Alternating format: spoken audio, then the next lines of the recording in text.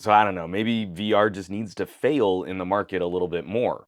The future is looking grim for virtual reality. Microsoft quietly announcing at the end of this year that they were going to be pulling support for their Windows mixed reality platform of headsets that they reached out to various hardware partners to make inexpensive VR solutions. An update coming to Windows 11 sometime in 2024 is going to pull all of the Windows mixed reality software out of Windows, and after that update goes live, it's not going to be possible to set up a new mixed reality headset. For those of you like me who have a Windows mixed reality headset, you should still have support for another year or so after that point, but eventually the software that runs the headset on Windows and also the Steam compatible software, that's going to be deprecated, and eventually this is all just going to be e-waste. I know it's not a huge user base of these headsets out in the wild, but still hoping someone out there might start looking at ways to continue using this hardware after all the software is deprecated. Another frustrating example of consumer-facing products that get an exciting launch, there's a lot of buzz, then there's no real follow-through on the project, and eventually interest just kind of peters out until the manufacturers pull the plug and these kinds of gadgets end up in landfills. We can joke about it, the whole killed by Google project graveyard, but that's not a unique situation for Google. We see quite a bit of this happening at Microsoft too. The way Microsoft will scale up a new UI for Windows, then backtrack and go back to something more familiar, and then kind of halfway step from some good ideas from one era and some good ideas from another era. The mixed reality headset was a very good idea. At the time where we were watching that initial fight between Oculus and HTC Vive, VR headsets were becoming more consumer accessible, but they were still extremely expensive purchases for people to just take a chance on the future of VR. Mixed reality came around at the exact right time to introduce consumers to more affordable versions of things like inside-out tracking. A headset you could buy, plug into a nicer computer, and you didn't have to set satellites up all over your room to get the headset interacting with space around you. Also special that Microsoft tried to make at least a lowest level acceptable standard. The compute power that was necessary to drive the experience, the controllers were interoperable, so you could take one controller from an Acer headset, use that with a Samsung, and vice versa. And there was at least that one common thread of software that everyone could interact with. Sure, the Windows Mixed Reality portal was basically my way to just jump into Steam VR. Everybody had a starting place. You didn't have to roll your own interface just to get the headset up and running. You might be able to tell I was a big fan of this initiative, and out of all of the VR headsets that have kind of passed through the Gadget Lab at various times, this is the one that I've always kind of used as a fallback. It doesn't get a ton of action these days, but sometimes you just want to fire up Tetris Effect in VR, and this was a cost-effective, portable, lightweight way to sit there and drop some tetrominos. You say tetrominos or tetraminos? Zone out, find your flow state, and this was a cheap way to do it. I'm incredibly frustrated with the platform companies like Microsoft and Google right now because we keep seeing these little glimmers of inspiration, these little glimmers of exciting developments, but they keep reinforcing for their own customers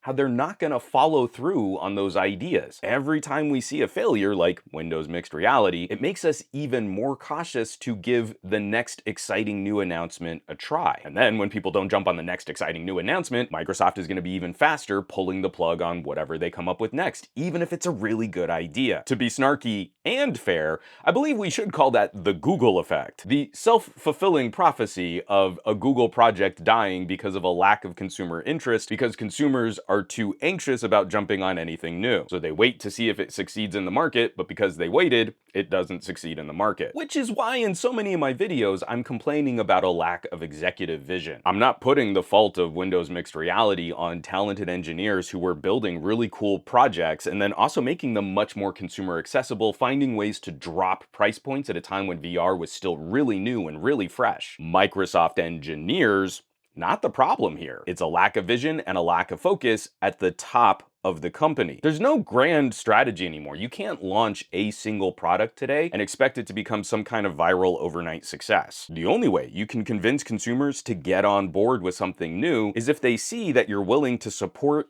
and iterate and market your exciting new platform. Unfortunately for these companies that seem to expect some kind of overnight success, that means years of existing in the marketplace, telling people the products are in the marketplace and showing them new products, especially in today's market where you can show someone, hey, this is the new Windows Mixed Reality version 4, and look at all the amazing sale prices on a Windows Mixed Reality version 2. That person now has a feeling that there is a consistent platform for them to invest in, not just their money, but also their time. Getting people up to speed on VR, that's a pretty high educational investment that needs to be respected. But instead, we saw Microsoft put out a platform, a bunch of manufacturers jumped in on that initial excitement, and then it just kind of vanished from the conversation. There was not a lot of follow through on what Microsoft was doing with VR. Around that same time, we saw Microsoft really aggressively pivot their augmented reality strategy away from consumers, away from businesses, and really just looking at government contracts for military headsets. That is some incredible technology that we get little peeks at, little glimmers, but that's not enough to get consumers excited about the future of VR or the future of AR. I think it's pretty obvious. I shouldn't have to point this out in numerous videos. The company that I think is doing the best job of corporate profitability and user acquisition for virtual reality is the company that is most regularly putting out hardware, is most regularly talking about their software solutions. But in this present moment, while we're waiting for Apple to finally start shipping product out to consumers, the most accessible version of virtual reality would be the Oculus. It doesn't seem like there's a lot of consumer excitement around VR these days, but there's still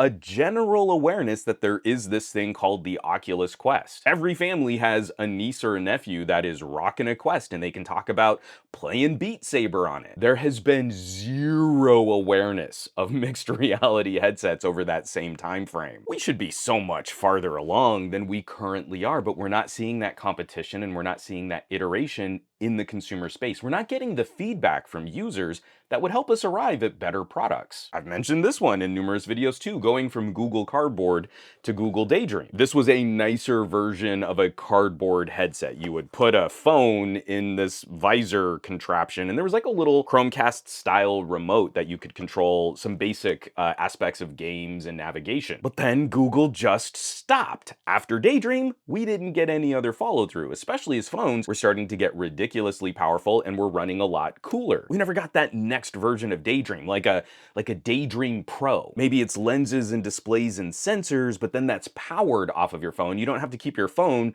smushed up against your face. It would run cooler. You would have better options for integrating audio. Get more people even more excited about the future of VR. And if something like that had come out in the days of Oculus and the HTC Vive, it might have been a more cost-effective way to get more VR adoption, more VR apps and experiences out into people's hands for them to really try. I've said things like that in lots of videos in the past, and people seem to think like it's some kind of outlandish or far-fetched idea, but that's basically what I'm describing when I talk about these little portable face displays. These are XR glasses. They have lenses and displays and little sensors for basic head tracking built into the glasses and nothing else. The whole experience is powered from another host device, like a phone. This could have been Daydream version 3 if Google had continued to iterate and market these ideas to potential consumers. So mixed reality is going the way of the dodo, and I can't even recommend people maybe shop around and see if they can find one of the nicer mixed reality headsets, because setting this hardware up on future computers is basically gonna be a non-starter sometime around 2025 or 2026. Even if you can get a really good deal on one of these headsets, until we see that someone has cracked this open and you can use it with other software not supplied by Microsoft, I can't say that acquiring one of these for maybe a year or two of potential use is a smart buy. It's not even for funsies. It's just gonna be plastic that ends up being garbage in your home. I don't know, maybe VR really just needs to fail a bit more in the market before these companies finally get the idea, finally get the message that it takes time and iteration and a lot of consumer education to start making stuff like this really work. I was at Newegg when we started getting the refreshed and the second generation, public-facing, really exciting, expensive, higher fidelity VR headsets. I was totally on board that ride, and I was really pushing aggressively for people to try. But looking back on that time, maybe we were pushing too aggressively. Maybe this was just going too fast. There's a part of me now that wonders maybe if VR takes a couple more public losses and consumers sort of push away or push back against the idea, it'll spiral back down into being just that little enthusiast community that it originally was. Not just one big, heavy, lopsided, expensive headset that can kind of do basic tablet-y things. Maybe it really does need to go back into the hardware hacker space. I've been playing heavy with VR and AR and these sort of mixed XR glasses experiences, and there's so much we don't know yet about incorporating even more technology into our personal biology. And we need to learn those lessons in ways that consumers don't feel like they're getting scammed. The second you put something on someone's face, you have that one opportunity to make a great first impression, or they're gonna feel like this is all snake oil. Windows mixed reality, I'm really gonna miss this idea. I'm gonna be perpetually frustrated to the point of almost being angry the actual execution of how this idea played out. And of course, I'd love to hear from you. What do you think about the future of VR in this current state? Do you see anything coming down the pipe, especially over the next year, that might get more consumers excited about virtual experiences again? Drop me some tasty hot takes down underneath this video. Maybe smash that bell icon on your way down to comment. As always, thanks so much for watching, for sharing these videos, and subscribing to the channel. All the support lately has been amazing. Thank you so much. People who are checking out my home site, SomeGadgetGuy.com, or maybe you've joined the list of names scrolling by on your screen from my Patreon. That's patreon.com/SomeGadgetGuy. This list is basically the coolest collection of tech pals in the universe, so I hope you'll check them out. Now, you know where you can find me around the rest of the internet. I'm basically Some Gadget Guy everywhere, but these days I'm spending a bit more time on the Mastodons, a little time on the Threads and the Flickrs, a little less so on the Facebooks and the Instagrams and the Twitters, and I will catch you all on the next video.